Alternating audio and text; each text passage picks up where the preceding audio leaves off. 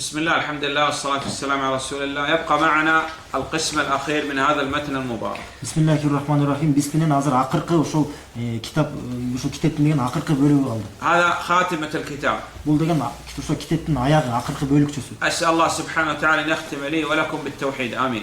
Allah Taala bardığısı degen tavhidin negizinde ölümge alparısını kılgan bolsun dep surayman. ذكر في هذا الخاتم ما يتعلق بالإيمان باليوم الآخر. Эми бул бөлүкчөсүндө деген кыямат өлүмдөн кийин жашоо боюнча деген ошол маселелерди эскерип кеткен. البعث بعد الموت القيام وغيره. نعم.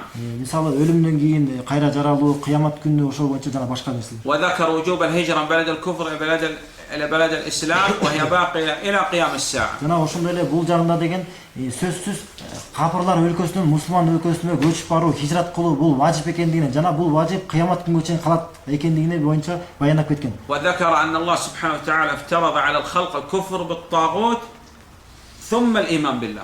Жана ошондой эле бул жакта баяндалган нерсеси ар бир макулуктарга, ар бир адамдарга Аллах Таала важип кылган нерсе бул биринчиден алгачкы куфрга, тагутка капырлык кылуу, тагутту жокко чыгаруу жана Аллахка ыйман келтирүү. نعم. وذكر تعريف ابن القيم رحمه الله للطاغوت. Жана Ибн Кайым рахимахуллах тагуттун аныктамасын эскерип кеткен. من الطغيان، الطاغوت من الطغيان، من التجاوز، يعني تجاوز الحد في الأحجار والأشجار، أحجار وأشجار وصار يعبدها من دون الله فقد جعلها طواغيت. Мисалы тагут деген бул кайсы сөздөн алынган дегенде бул ошо чектен ашуу, тугуян деген, чектен чыгып кетүү деген. Мисалы деген бир бактарга же таштарга сыйынган болсо, демек ибадатта ага карата чектен ашуу бул эсептелет. نعم، تجاوز الحد في الأمراء وأطاعهم في معصية الله، تجاوز الحد في العلماء وأطاعهم في معصية الله. Жана ошондой эле баш үйдө чектен ашуу кандай дегенде, мисалы падышаларга же алымдарга Аллах Таала арам кылган нерселерден ага баш ийген болсо, ошол нерсе аларга карата чектен ашуу эсептелет. نعم، وذكر أن الطواغيت كثيرون ورؤوسهم 5، رؤوس الطواغيت. نعم. Жана эскерип кетти, тагуттун түрлөрү аябай көп дейт. Эми мунун эң башкалары болгон 5 нерсе болуп эсептелет. الأول إبليس نعوذ بالله منه. Эң биринчиси бул иблис, Аллах Таала бизди андан сактасын.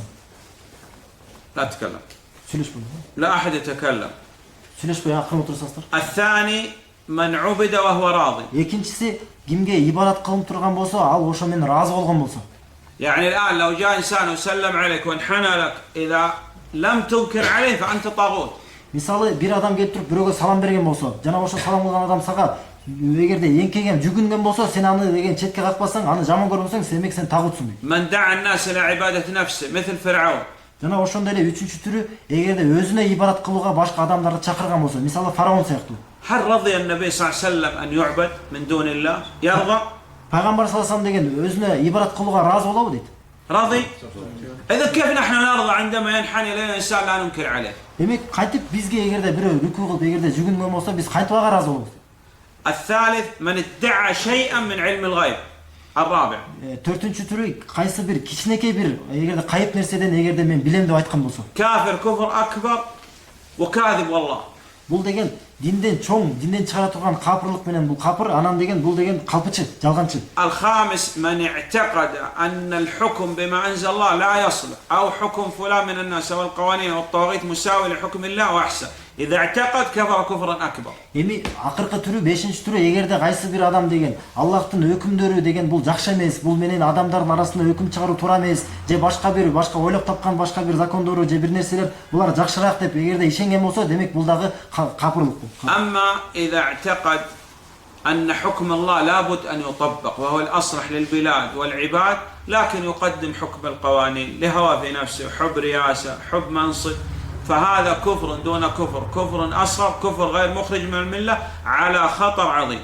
Эгерде кимдегин, эми бул жакта башка маселе, эгерде кимдегин Аллахтан башка бир нерсе менен өкүм чыгарган болсо, бирок Аллах Тааланын өкүмү бул эң жакшы, адамдар үчүн эң жакшы деп ишенген болсо, жана бир ошо өкүм чыгаруусунда бир кайсы бир бийликти жоготпош үчүн же бир дүйнө бир нерселер үчүн ошо өкүм чыгарып турган болсо, бул деген куфурдуна куфурдан ылдый, исламдан чыгара турбаган капырлык болуп эсептелет. نعم، كما ذكرنا لكم فيما تقدم أننا نريد أن نتعلم الحكم على الفعل. أما حكم على فلان، حكم على الحكام، حكم على كذا، هذا نرجع فيه لكبار العلماء. Эми биз буга чейин айтып өткөндөй эле маанилүү маселе, бул нерселер биз өкүм чыгарып атканда биз деген амал иш боюнча өкүмдөрдү айтып атабыз. Эми бир адамдар үчүн бир кайсы бир bir адамды жөнүндө сураган болсо, бул нерсе биздин мойнубузда эмес, бул деген алымдарга айтыш керек. هذه المتون العلمية لابد أن نعتني بها نحفظ. نعم. Бул илим китепчелерине деген биз сөзсүз буга көңүл бурушубуз керек. Муну биз сөзсүз жатташыбыз керек. نتعلم اللغة العربية. Жана араб тилин үйрөнүшүбүз керек. نصحح القراءة. Жана окуганыбызды тууралашыбыз керек. نترك اللغات الأخرى، هذه ليست لغاتنا، لغة المسلم هي اللغة العربية. Жана биздин тил эмес болгон башка тилдердин баарын ташташыбыз керек. Биздин мусулмандардын тилибиз бул араб тили. من أسباب انتشار البدع، انتشار الخرافات، بقاء الناس نسأل الله العافية والسلامة على الضلال أنهم لا يتعلموا اللغة العربية. Эми адамдар адашууга түшкөндөрдү, адамдардын арасында жамандыктардын тарап кеткендиги жана ошондо адамдар адашууда туруп калган бул чоң себеп бул деген араб тилин үйрөнбөгөн болуп сезиптелет. كثير من الطلاب هدانا الله إياه يعني يغتر بنفسه.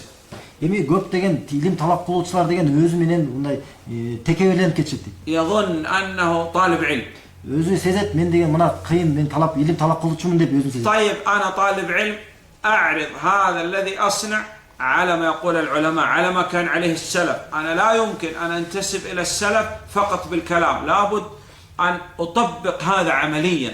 هل السلف الصالح تركوا حفظ القرآن، تركوا تعلم اللغة، تركوا العلم، تركوا التعليم، تركوا الدعوة؟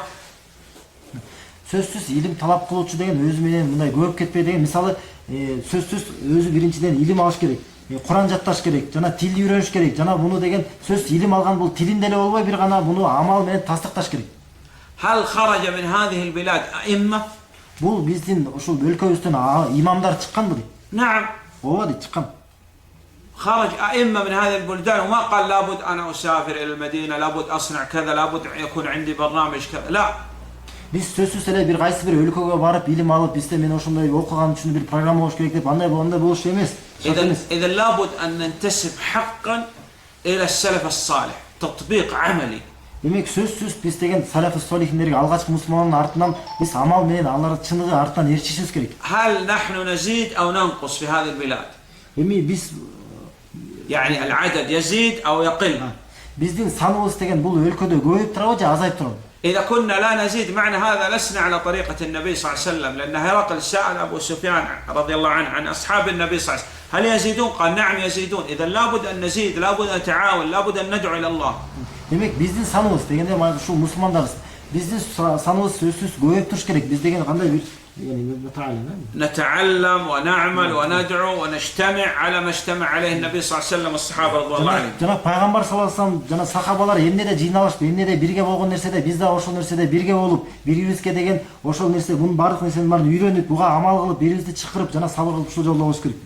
أسأل الله سبحانه وتعالى كما جمعنا في هذا المكان اجمعنا بنبينا عليه الصلاة والسلام، اجعلنا ممن يستمع القول فيتبع أحسنه، وأسأله سبحانه وتعالى أن يغفر لي ولكم وللمسلمين، والله أعلم، وصلى الله على نبينا محمد وآله وصحبه وسلم، وجزاكم الله خيرا. أسأل الله سبحانه وتعالى أن يجزي خير الجزاء كل من كان السبب في إقامة هذا اللقاء، والله أعلم، وصلى الله على نبينا محمد وآله وصحبه وسلم. جزاكم الله خيرا.